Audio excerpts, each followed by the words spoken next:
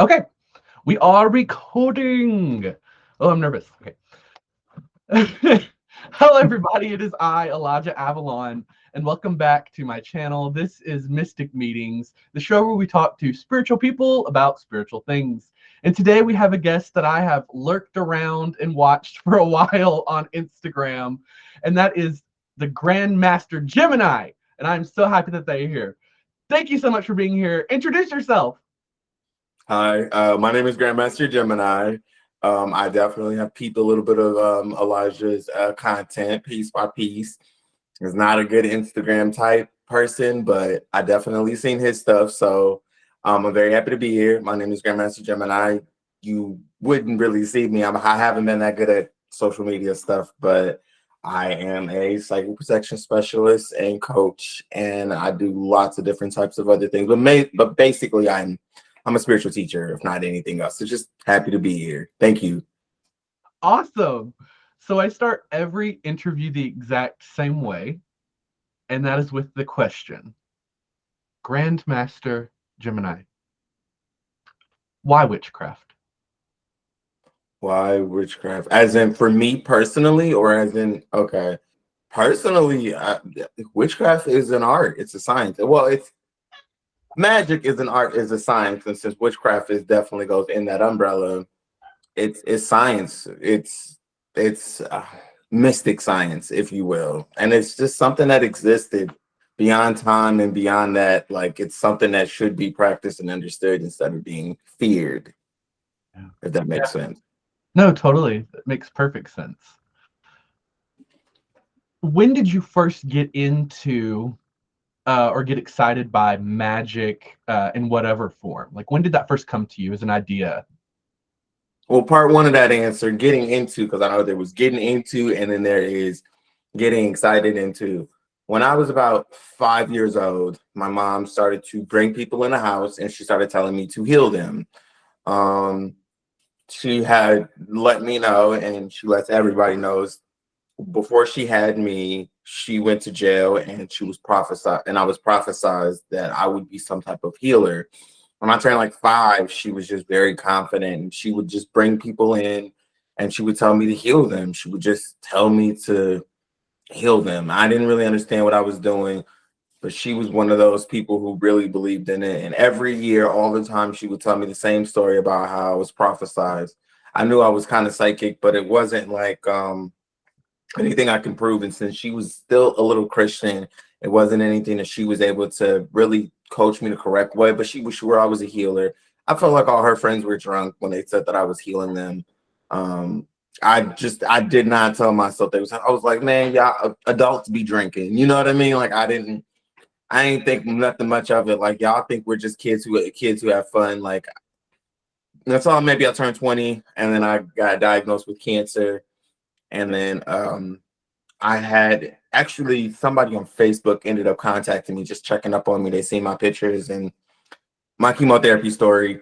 And we started talking, and then she brought up all this magic stuff, just brought it up straight up like it was always on the table. And I was like, oh shit. So that point, I was 20, I jumped in. But when I was maybe 5 years old, up until like 9, 10-ish, my mom was making me heal people in the neighborhood.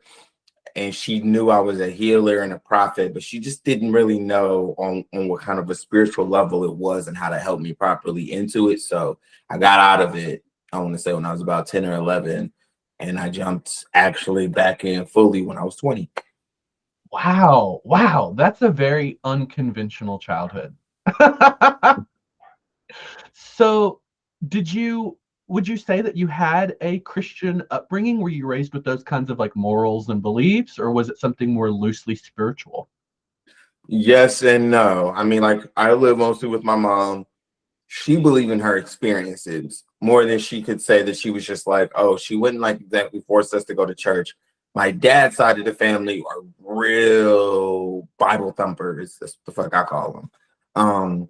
Real Bible thumpers, heavy. But they were also hiding that before all of this Bible thumpery in my family, that there was some witches in the back in the day. So there was some battles on my dad's side about Christianity and I guess witchcraft. They still haven't revealed to me what kind. I still have to look that part up. But my mom's side was kind of the same way, not as much Bible thumping, but they did always talk about a lot of mediumship in my family too. So I was getting bits and pieces, but for the most part, my grandmother was constantly trying to force me into church, and I think that's what pushed me out of it.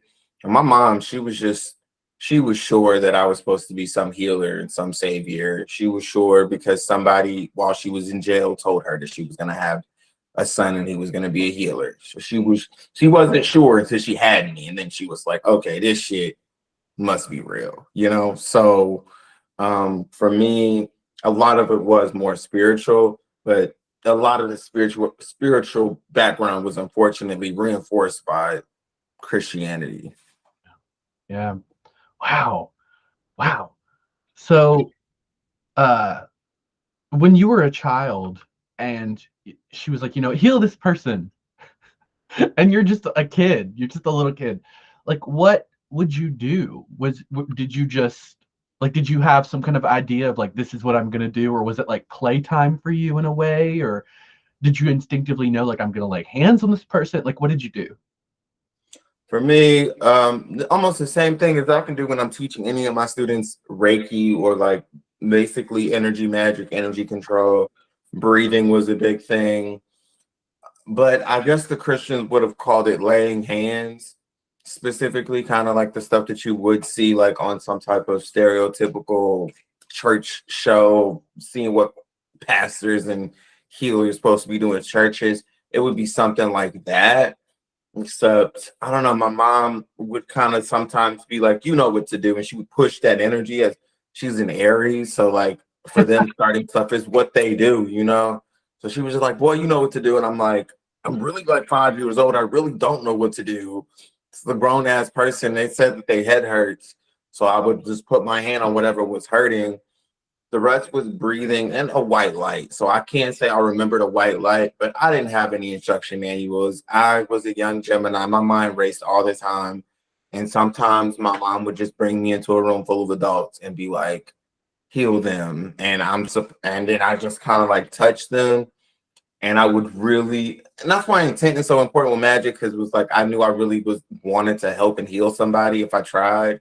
My mom seemed to have been so sure that I knew how to do it, even when I didn't understand what I was doing. So, and afterwards they would say that I healed them, but still I just thought they was drunk.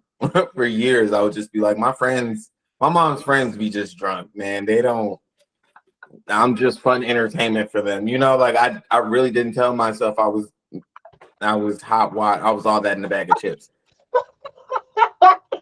I know. That's wild. That's wild. Oh my gosh. So, by the way, side note to people watching, I have said so as a segue like 5 times already.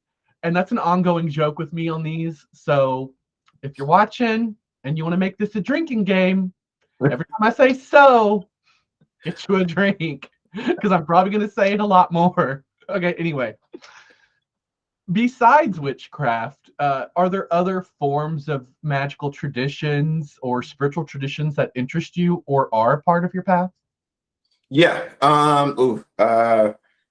Well, I guess since witchcraft is only one small part of magic, it would be certain things like, well, shamanism is obviously a thing. Depends on the kind of shamanism you end up wanting to practice, but because a lot of my magic that I try to practice is actually without tools if I can help it. Obviously, I love magic, so I'm gonna do it with them too because I love it. But trance magic has been a big thing with my metaphysics journey. Working with trance, just learning how to be able to access the magic I need from different realms versus to always run my ass to the store somewhere, go get some ingredients that I may need for some things. If I can like just get some crystals or some candles, get in the middle of it and like trance and activate certain consciousness to get what I need that way, I would much rather prefer to do. I like hands off magic. I hate having to, I mean, I like it when intuitively I have an idea of what I want to put together. But sometimes too, I'm just like, I don't want to go here to this store only has this store only has that. I need to figure out how to put all this together. A client wants this, a client wants that. That's why I teach a lot about like just natural no hands magic. It's harder for some of the students, but I would say also when we think of witchcraft, like I said, a lot of people think of witch stuff in it. So when I say shamanism or energy magic is what I also would like to call it. That can be another section. Energy magic would be something that what people think is like Reiki, which okay, I'm a master of Reiki, but like the magic of it, not like just the application of sending the healing. Like one of the reasons I became a protection master is the protection aspect. Like when people are doing Reiki, are they just sending energy through your systems, telling it to do the rest? Are y'all closing any portals? Are you aligning any chakras? Are you banishing any energy that doesn't need to be there? There's a lot more intricate energy than just sending healing or sending Reiki or doing prayers. You know what I mean? Like, are you connecting chakra to chakra? Are you deep cleaning their energy? Are you removing any harmful ancestral debris that could be blocking blessings? I teach a lot of love magic, not as much as not love magic in the sense of dominating magic, but in the sense of being able to attract the love that you truly deserve and desire. I meet lots of people, especially women, who are just kind of running into my inbox with tears and issues, and they're trying to figure out why their love life isn't this comparable to these people or this situation that they desire. Sometimes it goes down to so many things that people don't understand. How was your ancestral love life? How was your past lives? Things that you wouldn't think matter, they matter, and it's factors that I have to teach people that's still energy. So for me, I would say energy magic is a thing that I could say is a little simpler, a little separate from the witchcraft. Because I could talk about I want to say fertility witchcraft, which is like controlling your fertility for those people who want to live, who basically have been doing magic and said fuck condoms. You know what I mean? They're just like, we want a different kind of magic that would allow us to control our fertility. I work a lot with that. But energy magic is a big thing because I sometimes do not want to get the ingredients that I'm looking for something. Sometimes I'm like, I'm just gonna go into trance, feel your energy out, ask your ancestors and spirit guides what the questions are, what's needed, and go through a trance process of removing and adding new different types of application to your liking, if that makes sense.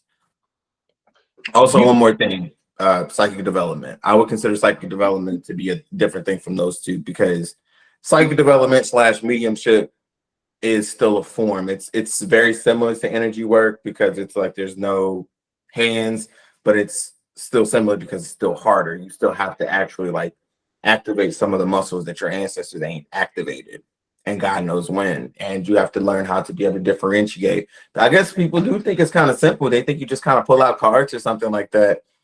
But reading energy is and being able to read and understand energy is a whole lot more than that. So that's definitely my answer on that.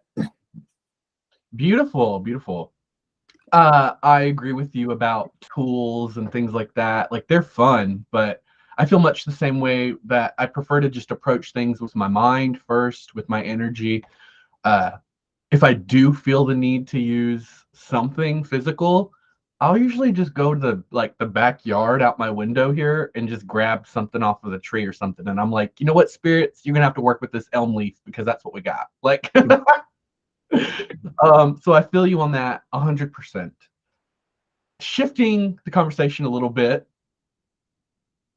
Christianity, Islam, Judaism, and other Abrahamic faiths are really, really big in the world and have been for quite some time and probably will be for quite some time.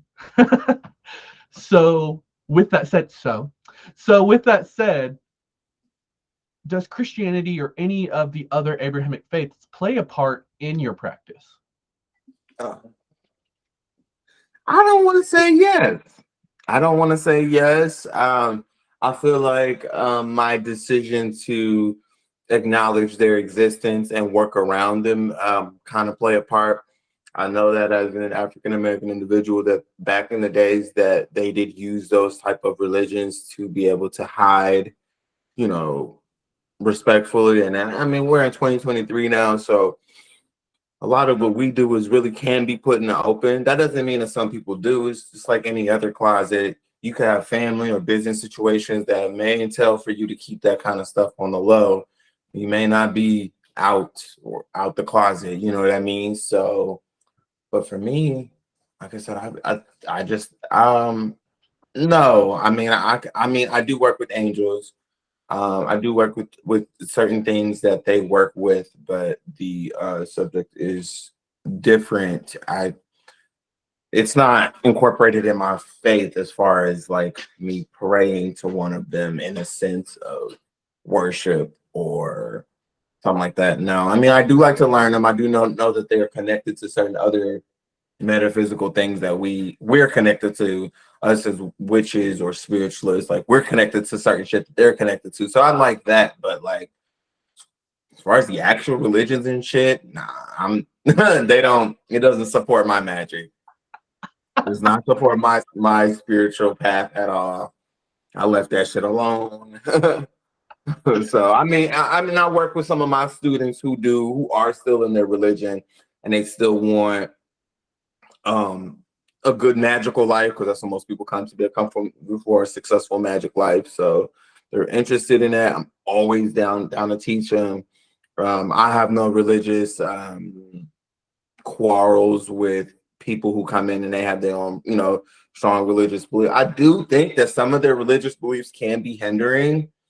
I have taught some, you know, some spiritualists who were Christians who didn't want to leave their Christian lifestyle, which is fine. But when I tried to put them on with certain magics and certain things, that religious boundary barrier kind of like came out, and a lot of people aren't gonna like push on it, but some people do. It's really a big lesson for most people anyway. Like it's either it's there to help you and protect you from whatever lifestyle that you already unfortunately have reincarnated into, or you break out of it. Usually, most people end up just breaking out of it. Some people practice within it. Example, I wanted to get a lot into psychic detective work, which is why I get into psychic development. I wanted to get into, you know, missing people cold cases, that kind of stuff. And I did come across a infamous psychic detective who was a Christian psychic, one of those individuals who tells the world that he's a God-giving, God-fearing Christian whose abilities were given to him by God, and we have God-given gifts. Yeah, he was really milking that one. But I met people like that, so I know people like that exist, but it's definitely not me. Yeah. So where at in the country are you from? Where are you at? I'm currently in North Carolina. Oh, okay. So I was gonna say, I thought you were kind of in the South, right? So yeah, you know about the influence of like Jesus on everything. Uh, Yep, yeah, like mayo on a sandwich. yep, yep. When did you first decide to get into not just practice and learning about spirituality, but teaching? When I was 20 and I started my spiritual journey, getting into spirituality was, it had to be a conscious choice, because it wasn't just my mom who put me onto this, who was trying to get me, who was trying to get me onto it, but I had friends when I was younger who were kind of really like, you know, hey Ricky, you're always really smart, or you always tend to know things before it happens, things that I couldn't prove. When I turned 20, I really wanted to get in. I got into spirituality. Well, it was really based off of my friend who was putting me on to spirituality. But unfortunately, she was incredibly toxic, and she kind of wanted a spiritual boyfriend she can manipulate. Fortunately, my guides were better than that, and they got me to remove her out of my life. But in the first beginning of my spiritual path, I realized that I didn't want to just practice magic on the low. I wanted to be something for the community. But as I started to get into it, I realized I didn't want to be I guess I was 2016. Yep, I had like graduated my GED, and then I got through chemotherapy, and then I started my spiritual path all in the same year. But I wanted to do psychic detective work. Like I wanted to do the missing people cold cases. I wanted to do because people are snatching people. Man, I don't know. Human trafficking is definitely some type of itch that I have. So I was like, damn, if the psychics was out there helping. So I just didn't want to be a normal reader. I didn't want to just be reading cards somewhere on the internet, always waiting on somebody to come through. I didn't want to be doing 1,000 love readings a fucking day, trying to help people who aren't even trying to listen. I did not want that for my future. I was like, if I'm gonna be some type of hot witch psychic person, I'm gonna need to like really be someplace where it counts on a helping level, like not people who are just pulling up like take my money here, the same problems that I gave you last week. I wanted something that was like, damn, we couldn't have did this without you kind of deal, like, and not like to feed an ego, but just because I'm like, if these abilities are real, then shit, we need to use them to our fullest potential. um and so I somehow got to reading into psychic detective work. And that's really what I wanted to do. But my spirit guides were like, you're really good at healing and other things. You need to work on these abilities. You have a long life, a long journey ahead of you. So I would say after 2016, I don't know, I would say about 2020 or 2019, I got really adept with spiritual protection and basically just teaching people. I was on Facebook just helping people all the time. And it got to a point where I was like, I really can't teach it now. Like I had to wait till I was comfortable till it had been a couple of years. So I've been worked at a couple of places. And so I've been helped myself and other people, whether I was talking about it or did the magic, cleared people's spiritual baggages about their houses.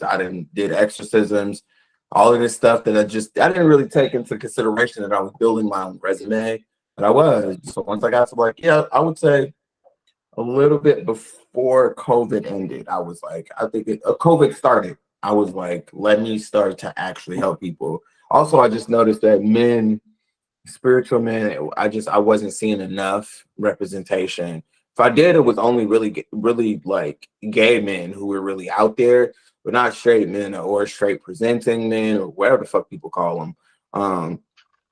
Those type of people.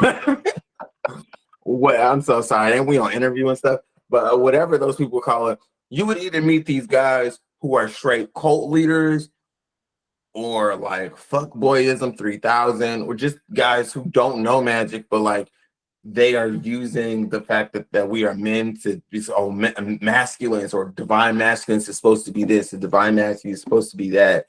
People who are kind of just men who are kind of plugging into a trend and using the fact that we're men to feel like we need a place to belong here. This is what we should do. And so I couldn't find any basically like men, I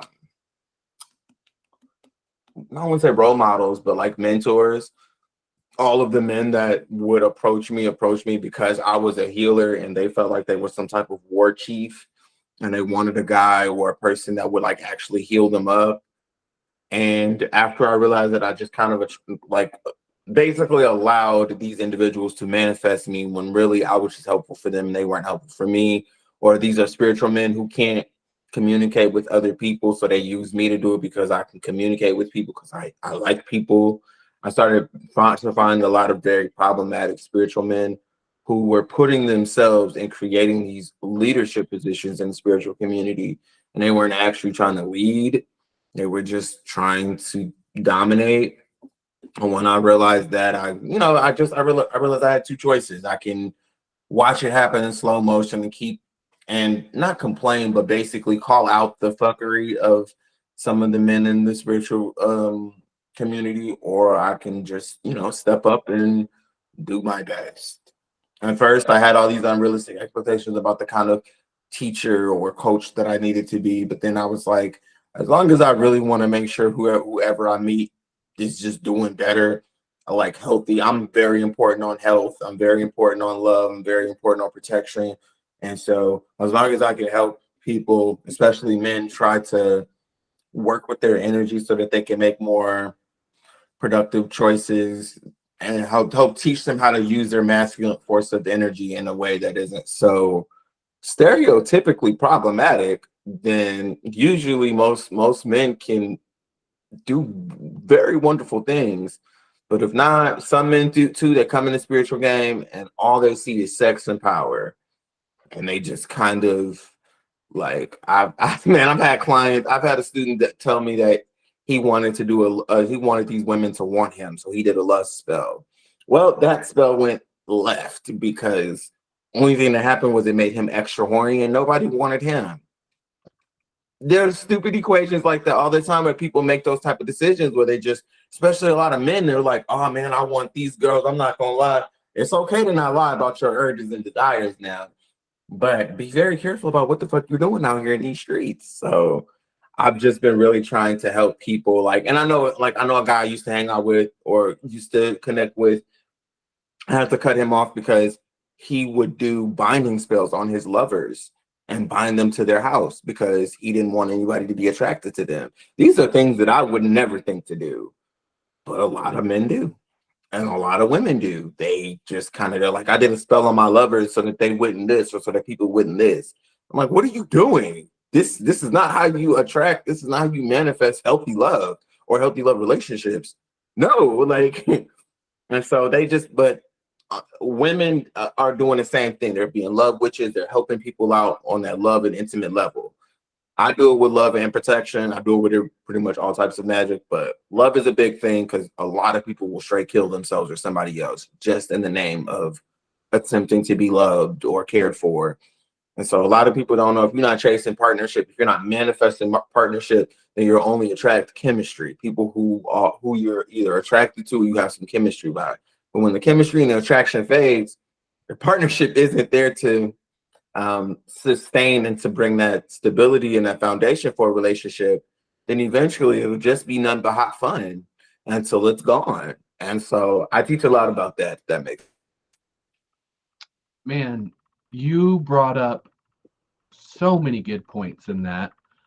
So, man, so many good points and so many questions I could pull off from that. But I want to add to what you were talking about with men in the magical space and the spiritual space, especially straight men, which there is definitely, I think, fewer straight men in this like modern, especially witchy community than there's more gay men than straight men. And when straight men do enter into any spiritual spaces, I've noticed a lot of men take that toxic masculinity with them into a spiritual space that they have in a social space. And we could debate about whether that's their fault or not, because society makes men to a degree. It makes what a man is and what they're supposed to be. And if you don't fit that mold, then you get more aggressive because you have shame, or you're trying to puff up and prove that you're a man to other people. So I get that. I also get what you're talking about with like men's relationships to women, and how so many men think that they can control women and that they should control women, and how that would carry over into a magical practice as well. I understand all that, and I have seen that as well, to some degrees. It's very unhealthy, and I think that for straight men in particular, and all men or male presenting people, I think for straight men to really commit to a spiritual path, and I mean, you can correct me if you think that's like total BS, but I think that for a straight man to enter into a spiritual space and to stay in that space and to build a healthy spiritual practice, all straight men, and like I said, all men too, but particularly all straight men, have to go through this process of shadow work and of like healing before they can really contribute positively to the space. Just because of the baggage that all of us men bring with us, like I said, from society. Does that make sense? yeah, I think it makes sense. I mean, it makes sense to me. Like I said, I've connected with different men, and most of the men I've connected with that I realized me and them couldn't get up is because they weren't healing. Typically, they would align themselves with either a male presenting person that's a homie or some women, and they're healing, and they would sit next to them so that they can just kind of get the residuals of other people's healing and call themselves healing. And then they're pretty much just on this power trip. And so, yeah, and I don't want to, because I've learned that not all spiritualists can really like get into spirituality and just start healing. I know a girl who didn't even get into spirituality like that until she started hexing her ex. Like I was trying to get her to do all different type of protection and healing spells, but it was like her intent was not strong enough until she had to hex an ex. And then once she got this itch out of the way, all of a sudden, all of her protection and love spells started to hit. And that is a very crazy loop for me to be a teacher and to tell somebody like healing does not always work as a jump, but it really, because it's the intent, right? It's really the intent. Like healing, some people don't even know the qualifications of what's important and why the healing is an important thing. So when someone comes up out of nowhere and like you got an urge to hex a motherfucker that strong to the point where that magic is just gonna, I had to step back and let her do it. I was like, you know what? I said, usually I would definitely try to say no, because once people start on this path of hexing their exes and shit and they realize how effective it is, they don't stop. I was like, so I definitely don't like to condone it. I said, but we'll see how it played out. And she was good for it. She was able to hex her ex and then go back to blessing her family. So it was a productive move, because at first I was like, I don't know how I'm gonna get this girl to get to where she needs to go. She seemed like she's not that interested in protection spells. She seemed like she don't know. But after she hexed her ex and that man got hit by a car, she felt better. But yeah, so to answer your question, I do agree. I do agree. A lot of men, and all men, but more like men presenting individuals who come into the spiritual game and the spiritual community, they should be already ready to unpack the bullshit that they've known, unprogram themselves from the fuck shit that they have been a part of. I have to really be self-aware of the energy, because I really feel like the spiritual community is really a divine feminine community. Obviously all natures and energetic frequencies are allowed, but before a lot of men got into it, a lot of women or the gay folks was into, they was over here first. So when us straight individuals call ourselves just kind of sliding into the party extra late, and then we just automatically thinking we want to show some nuts because we so tough, it kills it. It's like this it drives everybody up, because they're like, when we came over here to the spiritual side, because we got away from that bullshit, we got away from that masculine oppression, we got away from that heteronormative abusive mentality. We over here because we like it over here, and then you come up in here and you trying to bring it with you. It's crazy. So, and if men, because for me, I had therapy for like maybe 3 or 4 times before I was even 21. So a lot of the unpacking and the unremoving, and I was fortunate enough to be around individuals and women who were able to teach me about that. I'm from Minnesota. It's one of the gayest states ever. I mean, I'm out here, but Minnesota is one of the gayest states. Like, you didn't even know what a gay pride parade was, but when you was in elementary and middle school, everybody talked about a gay pride parade. It made you want to go. You didn't even know why you wanted to go. You just wanted to go. Every summer, gay pride parade. Everybody's going. We don't even know what we're gonna wear. We ain't gotta wear anything. Shit. Gay pride parade. And where I'm from, that shit's it was just natural. So unpacking and realizing too, like the spiritual community is also a culture.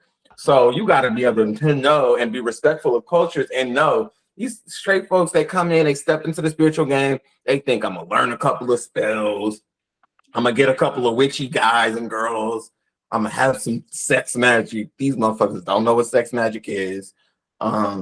They just create this video game fantasy of some type of mage that they created in the character's creation screen, and just was like, I'm gonna be this hot witch individual who's gonna do XYZ. It never worked out. I mean, that's why I'm in a gay coven. So I didn't need to be in the gay coven. I was just looking for a coven on Instagram, and the founder was like, I'm just letting you know it's a brotherhood group, but basically everybody in there is gay. You'd be the only one that liked women. And I was like, I'm cool with it. Why not? Shit. So I'm actually real cool with it. So I personally love it. Like I said, I think a lot of men, like you said, they have to be willing to unpack and remove a lot of the fuck shit that they have been kind of just pressed on to believe. But also, it does go down to accountability. At some point, a lot of men and a lot of boys have to kind of come to a conclusion and really look at themselves and wonder if some of the things that they have been doing or saying are problematic to other people.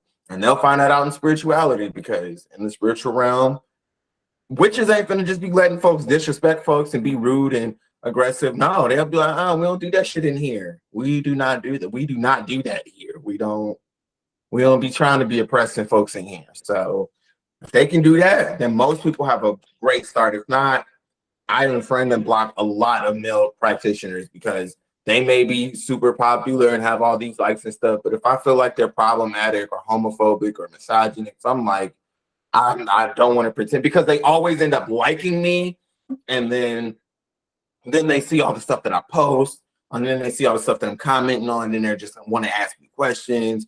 Are you gay? What type of stuff are you into? Like stuff that's just still shouldn't be a situation, but it's like, why do you care that much enough? You on the spiritual side over here, you're supposed to be with all this. And you asking like, oh, there are certain things that I don't believe. Move. I don't even want to hear it, because most guys think that a bunch of guys are gonna like be a team on what women should or shouldn't do, or what gay people should or shouldn't do. We don't like this or we don't like that. And because I don't entertain it, I don't have a lot of male friends that are spiritual, a lot of straight male friends, I would say. I got a whole coven full of gay homies though. They cool, but the straight males, if they are problematic, if they're misogynistic, homophobic, if they have an extra alpha male kind of a mentality, then I'm knowing like you're not gonna get too far out here. So I second everything you said. Uh, in the past, I've been in two different groups, a circle and a coven, which are the same thing by different labels, right? But yep. yeah. So in both, we had one straight male in both groups. That was like the token straight man in both groups. And both of them in both groups turned out to be very uncomfortable in a group that was, in one group I was the high priest, and he didn't like that. It's like he was okay with gay men and gay women up until they were somehow above him. And then he didn't like that authority, having some kind of authority over him that wasn't a straight man. And that's his own shadow work, right? But yeah, so I can only imagine what it is like for straight men to come into, like you said, a space that is so all about the divine feminine. But like you said, all energies are here and are welcome. I think that in a circle or a coven or a group of people, it's important to have diversity in sexualities and all forms of creeds, because that only strengthens the group, right? I wish American society would learn that differences strengthen us, but we'll get there, I hope.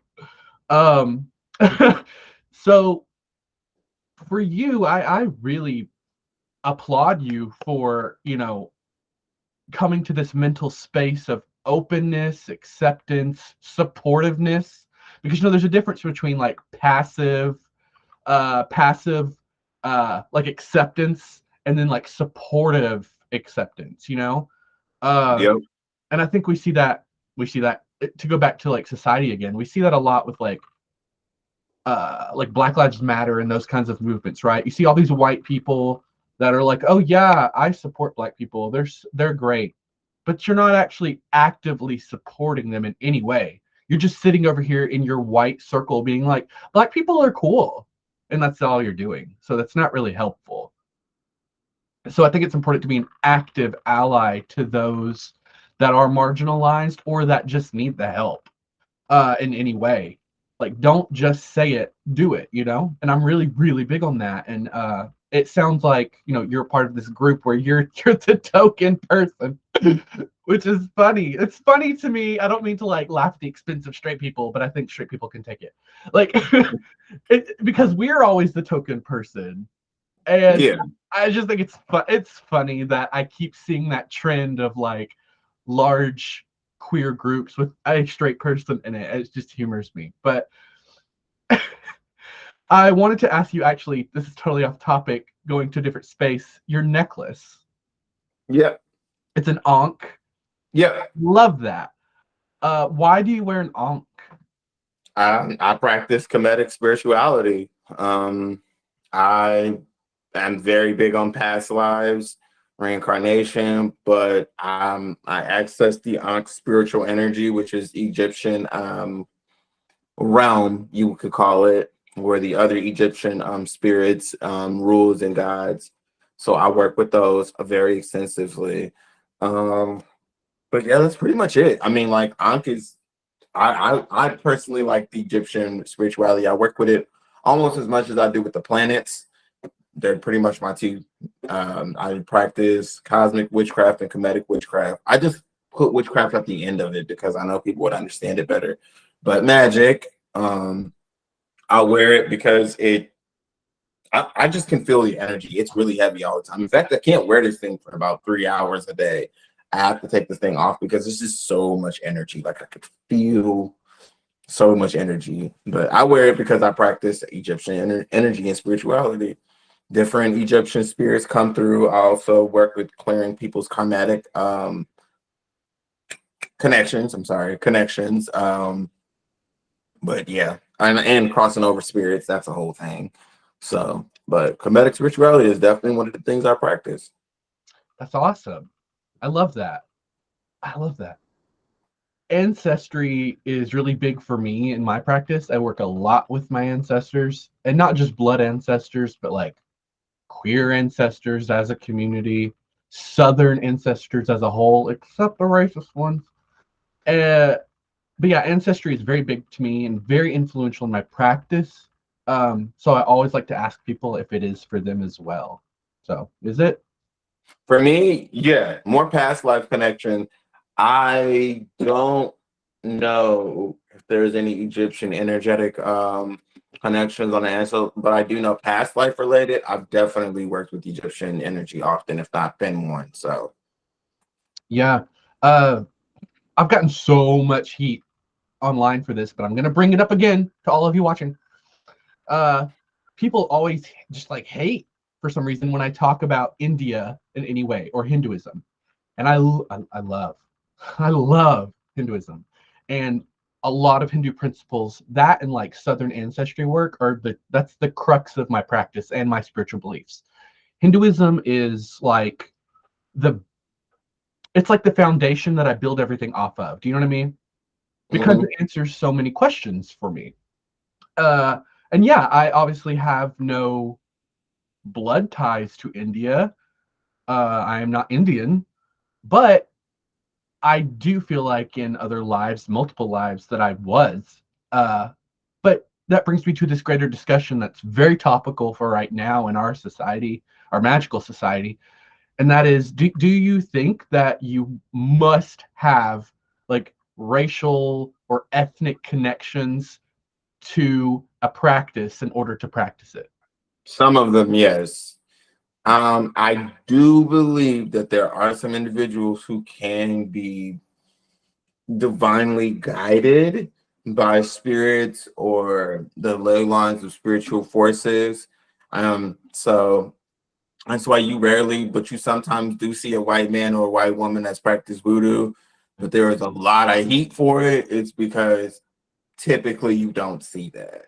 Typically you don't. Typically the spirits will not let you access that kind of magic. They will not let those kind of spiritual doors be opened by your forces. But for whatever reason, also we live in the world and we live in America.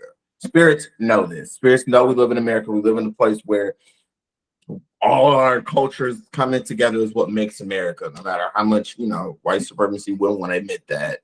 All of us is what makes this motherfucking America. All the gays, the Mexicans, the trans, we all make this motherfucker. Everybody but the straight white man. Like we all have came in and did it. Like, and that's what it's gonna be. And so the spirits understand that. And so that's why it is a controversy, but I will say some. I will say there are some example. Um, I don't think that I have any Greek in my blood or anything like that, but I have worked with some Greek goddesses, I worked with some Greek gods. I've worked with some. I sometimes will tell myself like, this isn't my practice. You spirits want to step in my space. If you spirits want to work with me, that's okay. So when you do it that way, at least that's what I teach my students. You may want to work with a certain spirit that is well out of your culture.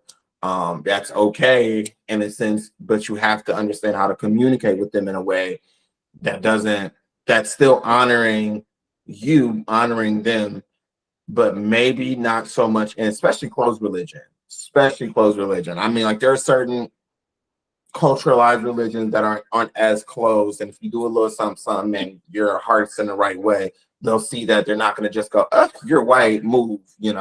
Most times they're okay with it, but if it's really closed, especially depending on the spirits, because some spirits are really strict about it, and some are the gate openers. Like I'll give a better example. Somebody like Horus, which is great, as popular as he is, he probably would go a little bit more harder for people of color. But if you had a really good eye of Horus stuff, you got really good Horus things, he can't help but to love you if you give him so much love. You know what I mean? So yes, in a sense, but no. But I do think that if you try the type of magic that's without your culture and you can tell it's not working, I do think it's okay for you to just leave it alone. Some spirits will come and rock with you. Some spirits will come straight in your dreams and start talking to you, and you're just like, this is not my religion. Wait a minute. Or this is not my culture. And so you feel in some kind of way. It sucks because it will always throw some backlash. There's some I want to say some Asian spirituality that I like a little bit that I want to get into. And I may dabble a little bit, or I may at least give some homage or show some respect. And they come work with me. But I know I'm not going to just jump in on closed religion and go and work with them. It's just, first and foremost, a lot of culturalized religion. They still need that kind of energy. They still need that kind of ancestral connection to return back to them. So, but I will say, if you are comfortable with something, if you have given respect to the spirits that govern that spiritual energy, and they are okay with you, then that is fine. But you will get a little bit of culturalized backlash because this is America, and yeah, I don't know, I'm Black, and there are some Black people who are really, really, really serious about African spirituality not being practiced by anybody but us. So, and there's like, I don't know, you got Viking magic, you got the Vikings. So probably some white folks that are super serious about that. Like, but if Thor came to me, he wanted to work with me, I would say cool, I wouldn't mind it. But I would know better than to be really trying to call myself a straight up Viking witch or start working with heavy Wicca when, Wicca may be like, nah, we're not going to open up our doors to you for whatever reason. You have to learn how to know that there's so many different types of magic. And you can still work with spirits. You may have to call them to your practice, to your forces, and call them and like invite them to work with you. But the actual closed practice, I mean, I tell people if you want to try it out and it works, great. But if it don't, please don't push, because then you may make it a bigger situation than you need to make it. Mm-hmm. Yep, exactly. I have seen with other people and myself that, like for me specifically, right, talking about Hinduism, I have never been told by a Hindu, please don't learn about Hinduism and practice Hinduism. It's always been like white people, American white people who are like, you can't do that. And I'm like, okay, but no one actually who is Hindu has told me that. They've all been very welcoming and inviting, And I've seen that story play out a lot in just the past few years, where people are getting into a practice that is not something of their original cultural background, and they are not being told by the participants that they can be in it. They're being welcomed by the participants. But people from the outside are telling them, you can't do that, which makes no sense. That's kind of colonialism. That's kind of gatekeeping. That's white people saying, you can't do this, this, and this, and this, and this because I said so, because I'm the authority on it all. And that's not cute. That doesn't look cute. So I would say that if a person is practicing something that is not a tradition that they were raised in, mind your business most of the time. Especially if you're not friends with them, if they're not in your circle, mind your business. Because if it's not for them, it is my belief that the people and the spirits will get them out of it. And if it is meant for them, great, mind your business. But anywho, uh, oh, I forgot what my next question was. Let's see. Uh, oh, you spoke earlier about working with angels in your practice.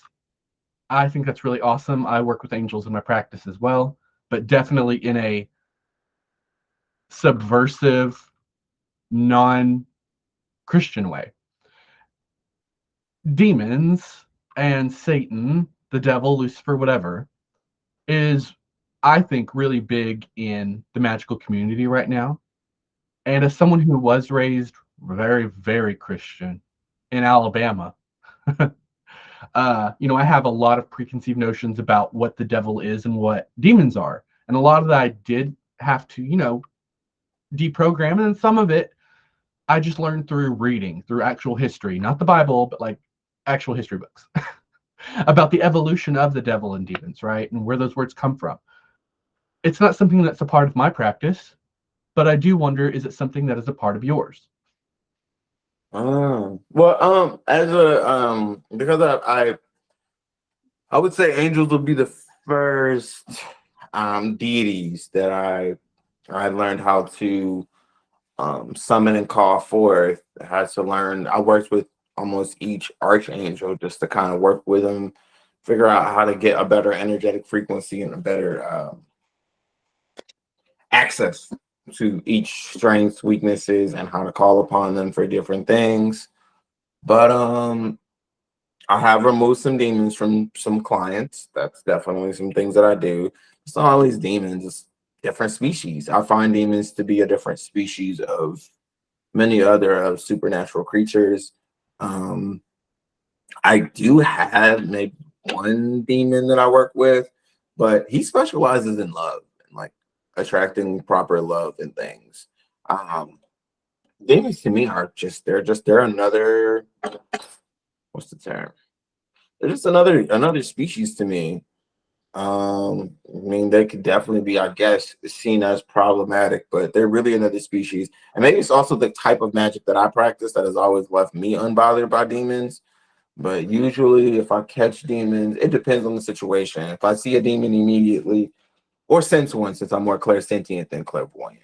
If I sensed one, then it always depends on the intent. I know some demons who are really master teachers and healers and helpers, and they have those capabilities.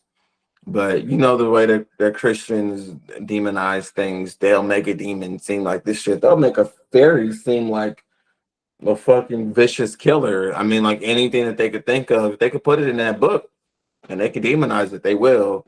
But I know them to be creatures. I'm not saying that there aren't many of them who have malicious intent and they should be removed from this realm.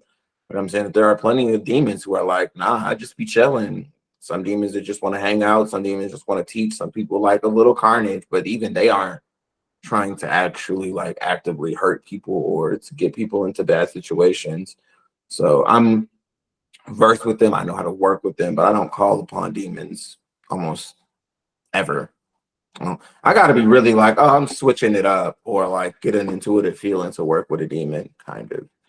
Besides like Lilith, like I do work with Lilith, and if she's considered a demon, depending on how people practice with her, I consider her a goddess. Some people would consider her a demon or a demon goddess or a demon vampire goddess. She can be whatever she want to be, honestly. But if Lilith would be counted as one, though, then I guess I do work with one often. But other than that, no. Other than that, I mean, like they know me, they see me. I'll only like banish them from this realm if they're hurting other people, if they have like a malicious and unproductive and an unhelpful reason for being around. Other than that, I don't see demons as an issue the first moment I see them. Mm, yeah. Do you believe in evil then, as a concept, as a word, as a thing? I think a couple of years ago I would have told you no. But sometimes lately, whether it's I sense it in a spirit or a person, sometimes trying to understand the difference between honest mistakes and like deep wickedness. understanding the difference between somebody who's still learning, even though we're all learning, and somebody who has probably made a series of choices based off of the intent in their heart. And when I think about the intent in my heart, and I think about how I know the intent of somebody's heart would be the opposite of mine, I can't help but to feel like I do believe in evil. I don't think that everything is as black and white. I think that there's obviously other shades involved most times, but sometimes like fuck it. Sometimes fuck it. I'll live. Sometimes like a motherfucker walk into a uh fucking gay bar and shoot places up. I can't say nothing else, but that shit's evil. Ain't no mental health behind it. Ain't no issues. Like George Floyd, motherfucker, you stepped on a motherfucker's neck for 9 minutes. Like, there are certain things that I can't help but to look at something and be like, evil. Like, when there were so many opportunities and choices for you to either stop doing what you were doing, realize that what you were doing was wrong, or realizing what you were doing wasn't okay, and you chose to keep doing it, at some point, I call that shit evil. Like, yes, I think I do definitely believe in the energy of evil. I do talk to certain people and I see what kind of partners and romance partners that they have. And I can talk about how somebody's treating somebody, the difference between, oh, this person has an issue with cheating, or oh no, this person's evil. They cheat on everybody that they fuck with. They want to control and manipulate everybody that they fuck with. It has nothing to do with like, oh, well, I just, I ain't had no father figure or haven't been taught. No, evil. Like, you've been around people who you knew were faithful. You've been around people who wasn't beating on their partner, who wasn't stealing from their partner, and you chose to do this with every single one of your partner. It's evil. Yeah. I do believe in that. I guess I do. Yeah. If evil is sort of like badness in a person to the extreme, do you believe in holiness? Do you believe that there are things that are so good that they transcend good? Yeah, I mean, I guess holiness would be corny, but I mean, I wouldn't mind using the term because I just feel like we'd be giving that too much to the Christians. But I do think I do meet you ever meet people who just for some reason they help people out. They're always happy, or not always happy in a superficial sense, but in a sense of being like always trying to give, always trying to be a force of good nature and positive nature. People who really don't try to do people dirty, who don't try to have people fucked up, ain't perfect, but really try to be a good force of nature here. I believe that to be, I guess we can call it holy. I definitely have seen some people who just pay it forward. You know what I mean? They just kind of want to do good. They don't exactly expect anything in return because they know that that's not how things work. You know what I mean? People who have aligned their purpose to something that means something of collective and mass goodness just because it's who they are. Hmm. Um, so I do believe in it. Yeah, I do too. I think that I equate holiness in a person with like selflessness. When someone has an act of selflessness, that is like holy to me. Um, I try to not label people as evil, like wholly evil, because I think that we are all gray.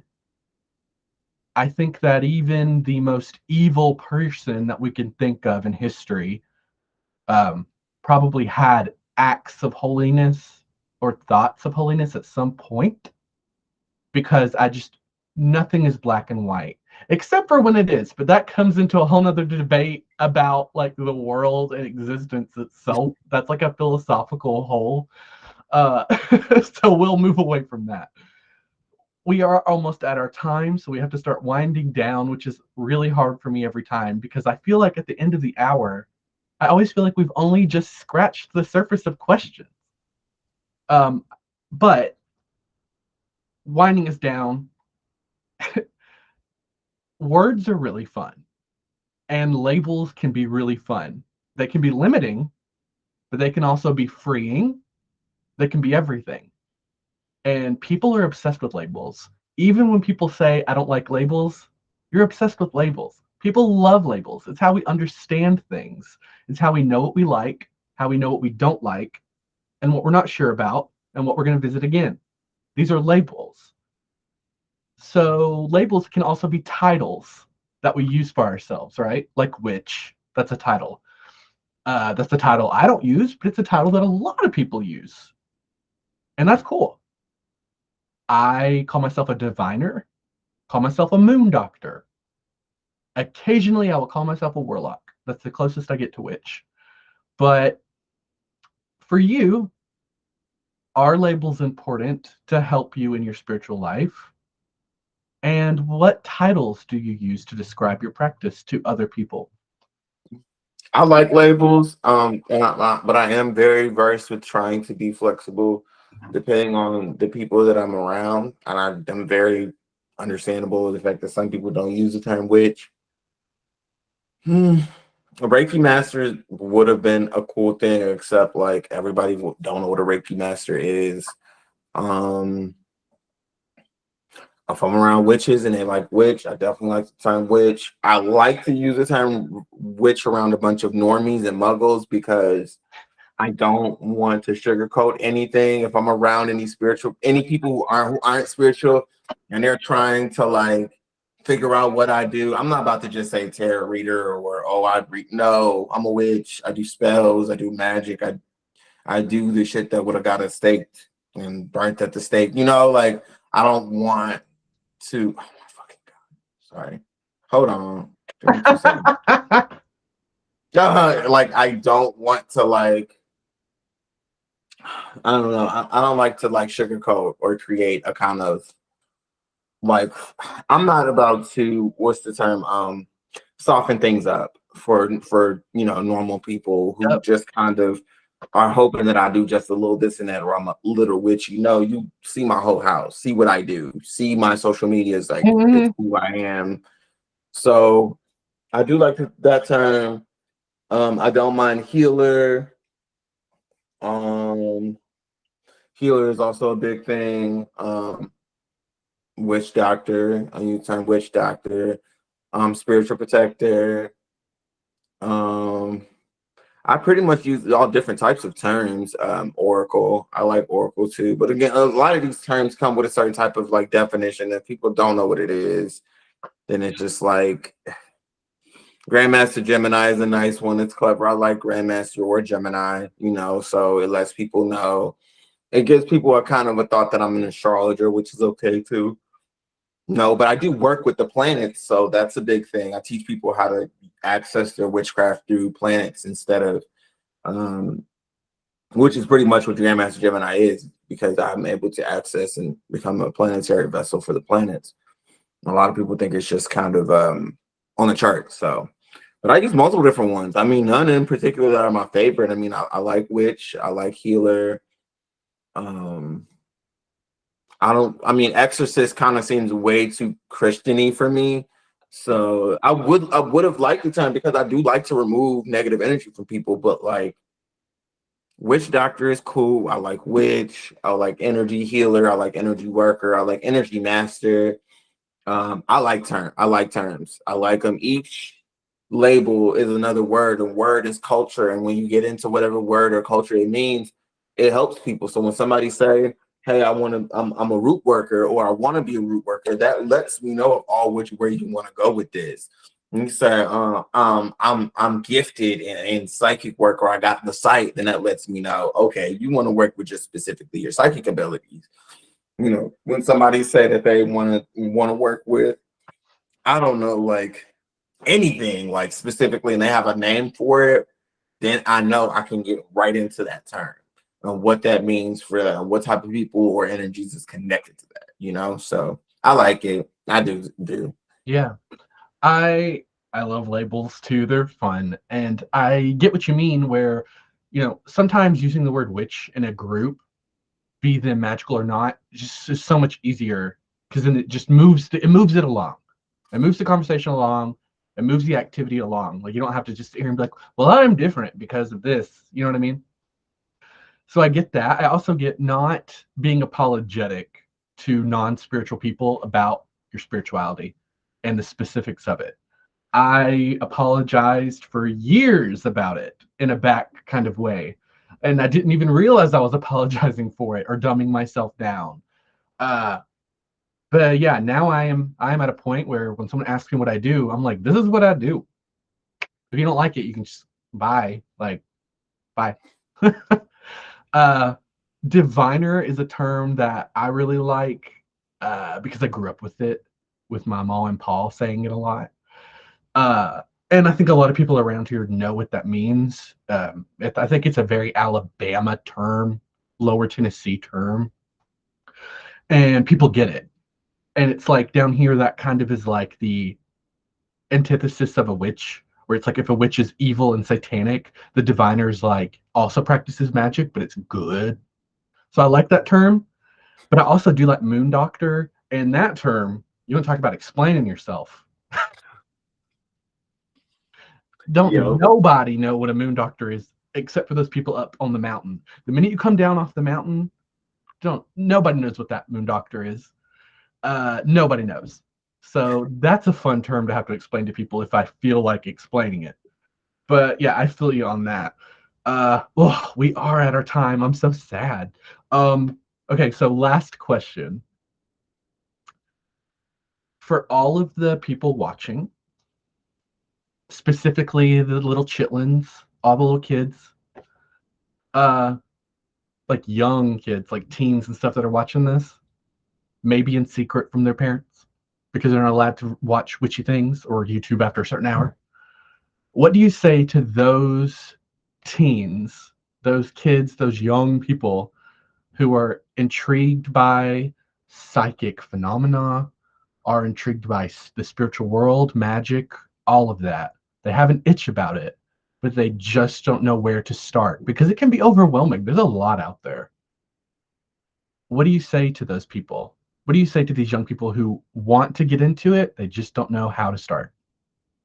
I would tell them that they have something that we have that a lot of the generation of witches didn't have before us, or spiritualists before us, and that's the internet.